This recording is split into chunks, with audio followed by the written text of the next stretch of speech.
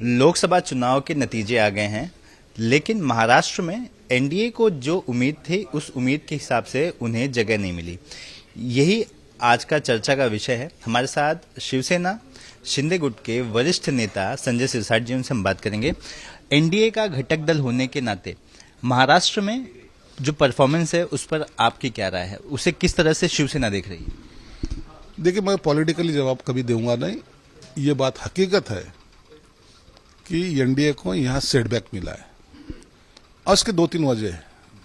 एक तो हमारा ओवर कॉन्फिडेंस, दूसरा ये जो सर्वे नाम का जो भूत जो खड़ा किया गया था उसकी वजह से जो सीट देने में हमारा विलंब हुआ है, कुछ सीट बदली गई है, इसका भुगतान हमें करना पड़ रहा है। लोगों में एक अच्छी सी लहर थी, हमें लग रहा था 45 प्लस की जो हम डिमांड कर रहे हैं तो हम 35 तक क्रॉस करेंगे ही करेंगे, ये हमने सोचा था। लेकिन और कॉन्फिडेंस का मतलब ये माने भाई मोदी साहब की वजह से एक वोट मोदी को, एक वोट जो देंगे हमको देंगे वो मोदी को जाने वाला है, लेकिन वो पूरे तरीके से ग्राउंड लेवल पे तुम वो पहुंचा नहीं सके। इसलिए ये अपने को जो पीछेहाट दिख रही है वो एक वजह, सबसे बड़ी वजह वो है। और कॉन्फिडेंस ये सबसे बड़ी वजह है। हम चुनाव जीत के आए थे, हम जीत ही लेंगे, ये जो होता है ये थोड़ा ठीक नहीं रहता। ये अब लोगों ने भी हमको अपनी हमारी जगह दिखा दी है। भाई और कॉन्फिडेंस में मत रहो, लोगों से जुड़े रहो। क्या एनडीए के घटक दलों के बीच में कोऑर्डिनेशन बराबर नहीं था जमीनी स्तर पर? वो बराबर था, लेकिन चुनाव क्षेत्र में जो उम्मीदवार था उसको जाने में कहीं देखेंगे आप 18 दिन मिले, कहीं 20 दिन मिले। ये इतने कम पीरियड में लोकसभा का जो मतदार संघ होता है वहां पहुंचना बड़े दिक्कत वाली बात होती है। फिर कोई नाराज रहता है, उसको मनाना पड़ता है, कोई उनकी कोई स्ट्रेटेजी ये करना पड़ता है, अडेप्ट करना पड़ता है। समय कम मिला उससे। इसलिए अभी जो आने वाले चुनाव जो है तो पहले 2 महीने पहले आप डिसाइड करो कौन कैंडिडेट होगा, कौन उसको किसी को उम्मीदवार देनी है। अलायंस होगा तो कितने सीट जाएंगे, नहीं तो लास्ट स्टेज तक कल फॉर्म भरने का आज नहीं, अभी हमारी बात चल रही है, ऐसा अगर करेंगे तो फिर अपना विधानसभा चुनाव में भी इसी तरह की हालत होगी। नहीं ना, अगर तुम गलती करेंगे तो फिर लोग थोड़ी छोड़ने वाले हैं। गलती करना है नहीं, इसलिए पहले मैनेजमेंट तुम्हारी होनी चाहिए। क्या भाजपा के बड़े नेताओं को जिम्मेदारी लेनी चाहिए एनडीए के परफॉर्मेंस को लेकर? एक दूसरा, जिस तरह से देवेंद्र फडणवीस ने कहा कि उन्हें एग्जिट चाहिए, एक एग्जिट की बात कर रहे हैं ताकि वो पूरा समय दे सकें, क्या वो एग्जिट ये कहना जिम्मेदारी लेने जैसा है? नहीं, एग्जिट लेना इसका मतलब है कि वो पराभव मान्य करना है, वो उन्होंने मान्य किया है।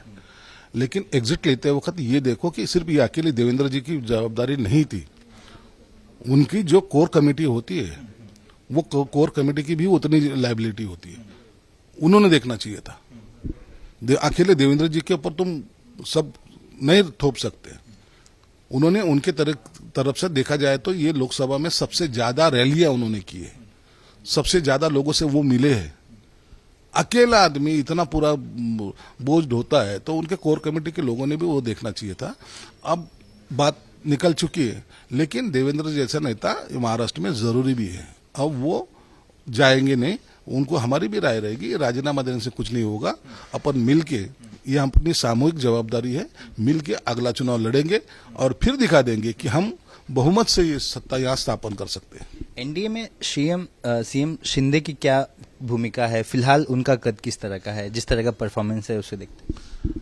देखो, एनडीए में उनकी भूमिका एक बहुत अहम भूमिका रखते हैं। वो मतलब उनका भविष्य क्या, उनके नेतृत्व में आने वाला विधानसभा का चुनाव लड़ा जाएगा, वो नेतृत्व करेंगे। और एनडीए में जो उनकी जो अब जो स्टेज पे वो गए हैं, मुझे लगता है देश के राजकारण में कुछ दिनों के बाद एकनाथ शिंदे की एंट्री जरूर है। क्या उद्धव ठाकरे पाला बदल सकते हैं? अगर हाँ तो क्यों, और अगर ना तो क्यों? देखो, पारडा तो वो भी कभी भी बदल सकते हैं, ऐसा कुछ है नहीं। क्योंकि आज भी देखा जाए तो उनके उभाटा गठ का जो है बेनिफिट ये कांग्रेस को हुआ है, उनको नहीं हुआ है।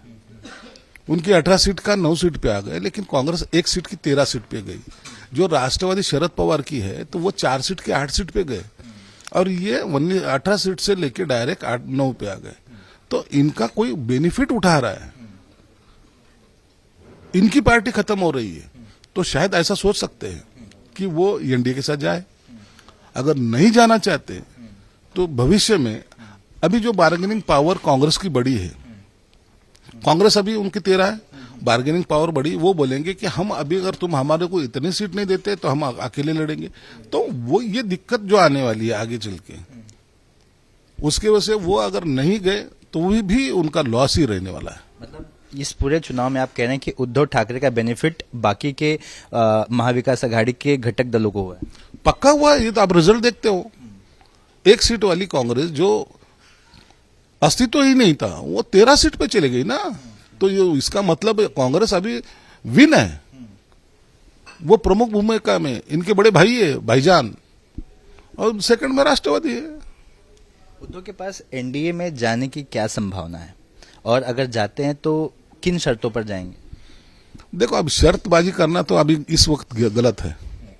वो जाना चाहिए और उन्होंने बताना भी चाहिए कि नहीं, हमारा सही दल तो यही रहेगा, क्योंकि 26 पार्टियों में तुम्हारा अस्तित्व वहां 0 रहेगा।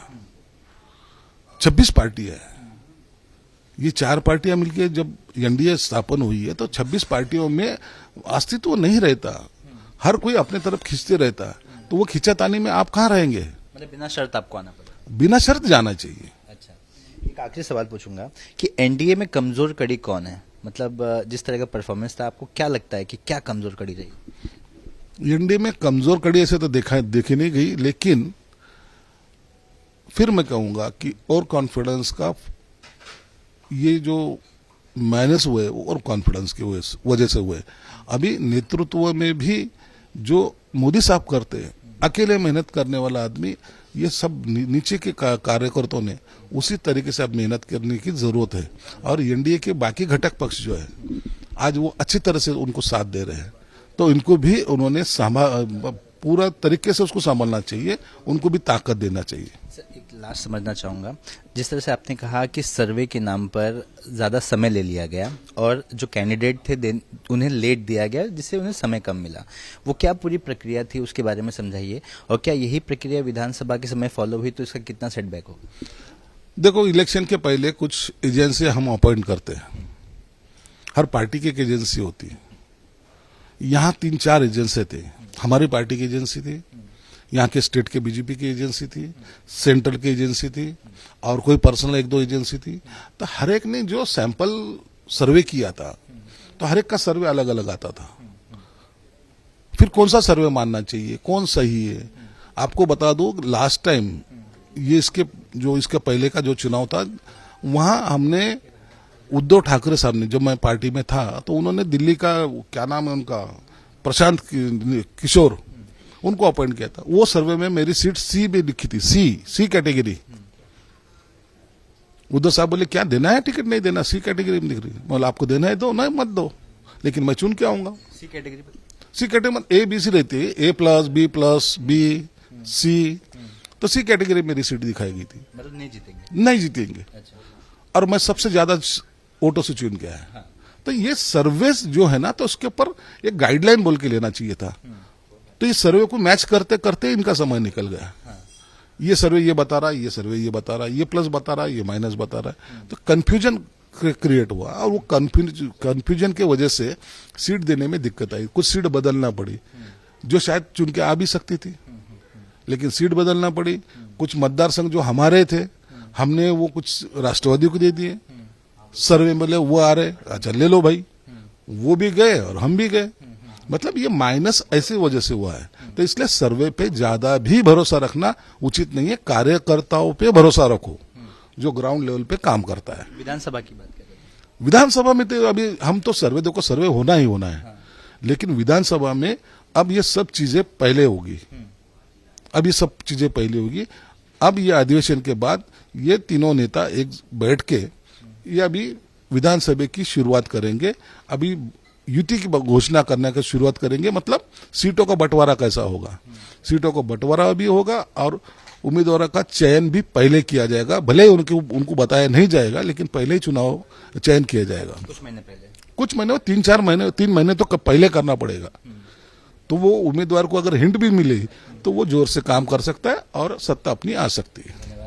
तो आपने सुना कि एनडीए का जो परफॉर्मेंस था उस पर अगर जो कमी आई है उसकी वजह जो कई सारे सर्वे हुए और सर्वे के बाद जो कॉन्फिडेंस आया वो ओवर कॉन्फिडेंस निकला। साथ ही सर्वे के चलते जिन कैंडिडेट को चुना गया उन्हें बहुत ही कम समय मिला कि वो अपने चुनाव क्षेत्र में जाकर प्रचार कर सके, लोगों से कनेक्ट हो सके।